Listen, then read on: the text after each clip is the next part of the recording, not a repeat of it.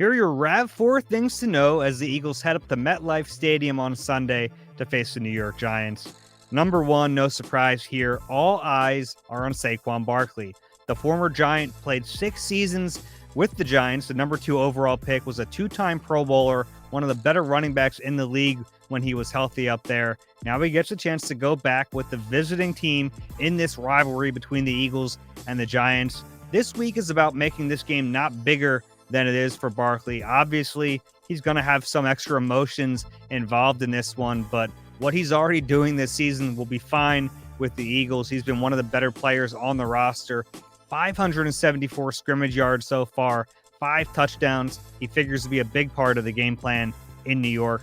Number 2, this Giants defensive front is really good. Even without Kayvon Thibodeau, who's on IR, they still have Brian Burns as an edge rusher. They still have Azeez Ojulari as an edge rusher, but it really all starts with Dexter Lawrence. Such a good nose tackle, a really unique nose tackle because of just how disruptive he can be in the pass game. 7 sacks through 6 games. He's the one guy you really have to watch out for on this Giants defense.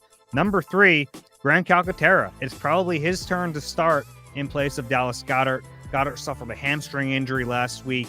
There's a chance he could be back for this game, but with hamstrings and any soft tissue, you normally like to take things slowly. Grant Calcaterra had a nice game against the Browns, 67 yards receiving, had a 34-yarder on a little play action play. Look for Grant Calcaterra to be the tight end number 1 in this game, and it's not like the offense is suddenly going to run through Grant Calcaterra. They still have Devontae Smith and A.J. Brown, but if he's open, Jalen Hurts will trust him, and he will deliver the football on time. And number 4, we're all still watching Nick Sirianni. It was such a weird game for him against the Browns. A win, by the way, but the big storyline coming out of that game was the demeanor of the head coach.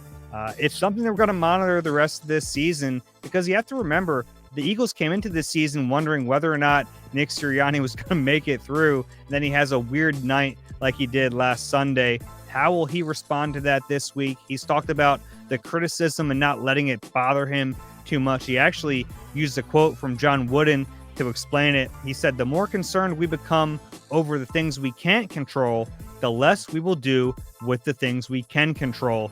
Let's see if Nick Sirianni can remain in control this weekend.